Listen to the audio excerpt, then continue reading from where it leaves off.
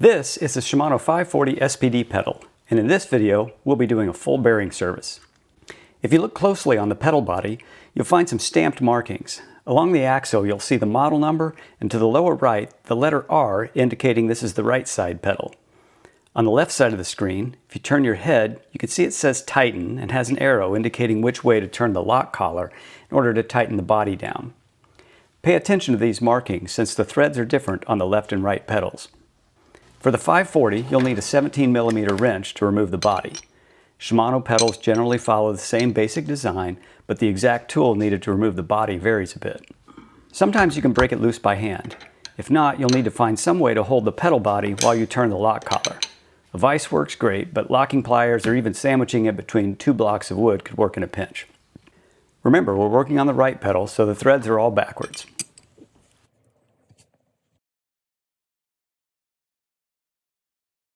With the lock collar loose, the body comes right off of the axle bearing assembly. This is the first time I've been in these pedals, and they live on my indoor trainer bike, so they don't see much dirt. If yours get outdoor use, you'll likely see a much darker, greasy mess. You need to separate the lock nut from the threaded cone, so you need one wrench for the lock nut and another for the cone. Remember, righty-loosey on the right pedal.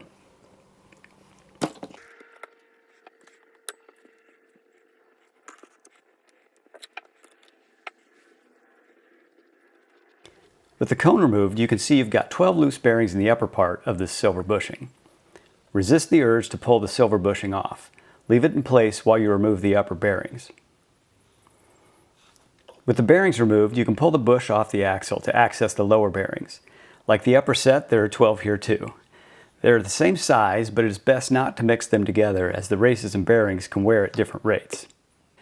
Now you can remove the lock collar and seal, as well as this unthreaded plastic spacer if you didn't remove it earlier.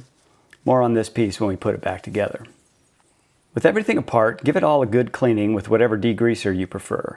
A quick rinse and denatured alcohol will remove any residue before reassembling.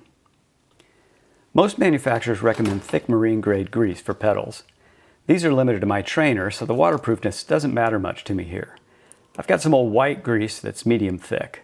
The light color will help me see dirt ingress the next time I open them up. I'm going to start with a layer along the whole axle and then load the seal on, and then the locking collar.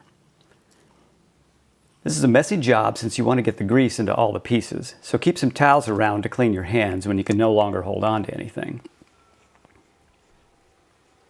Pack some grease between the collar and the axle, then set the 12 lower or inner bearings in there.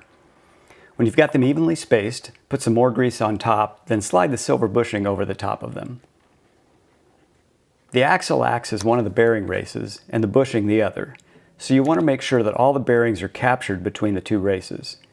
If you're having a hard time seeing this or getting them to line up, less grease will make it easier to see what you're doing. Note that one end of the bushing has a different finish on the outside. This goes towards the top or outside of the pedal, as I've shown here. With the lower properly in place, you're ready to slide this nylon plastic spacer down the axle and inside the bushing. This will help keep the two sets of bearings separate if you drop one down the axle. One end is tapered and this goes towards the top or outside. Then you can load in the upper or outer bearings. Again, you want to make sure they are evenly spaced and all in the right place. The bushing will act as one of the races and the threaded cone will be the other race.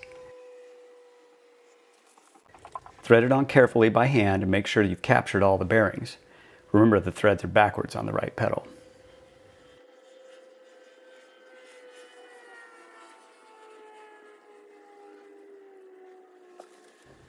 Now thread the lock nut into place. The silver lock collar holds the axle to the pedal body and is not part of the bearing, so you can push it out of the way and check that both sets of the bearings are properly set. Now you're ready to set the bearing preload. Using the wrench, tighten the threaded cone down on the bearings until you feel it getting a bit notchy, and then back it off just slightly. I'm showing this top-down shot so you can see how small my adjustments are each time. It doesn't take much. With that set, get your second wrench and tighten the lock nut down onto the cone. Once you have them locked together, recheck for smoothness and for any play between the bearings. It should spin smoothly, but the bushing shouldn't have any movement besides spinning along the bearings. It's easy to move the cone one way or the other when cinching the lock nut, so this may take a couple attempts before you get it just perfect. Now that everything is all set, we need a bit more grease to cover everything up and for the collar threads. Put some grease into the pedal body as well. Of course, you'll want to clean that out first. Cotton swabs are good for getting down inside there. This thicker grease I'm using is making an airtight seal, making it hard to get the axle in. So I'm just pushing it down a bit to reduce any trapped air. Now, thread the collar all the way back down into the body and tighten as much as you can by hand.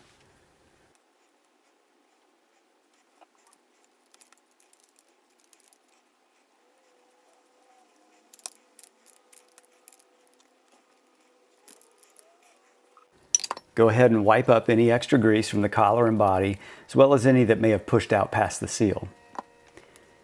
Check to make sure the rubber seal is fully inside of the collar. This model's seal is pretty stout, so it tends to stay in place, but you want to make sure. If it came out, use a fingernail, a pick, or small screwdriver to gently push it back down into the collar. Finally, let's get that collar tightened down. 10 Newton meters will feel pretty darn tight. Using my vise and this longest wrench, I give it a pretty good pull. And with that, we're all done.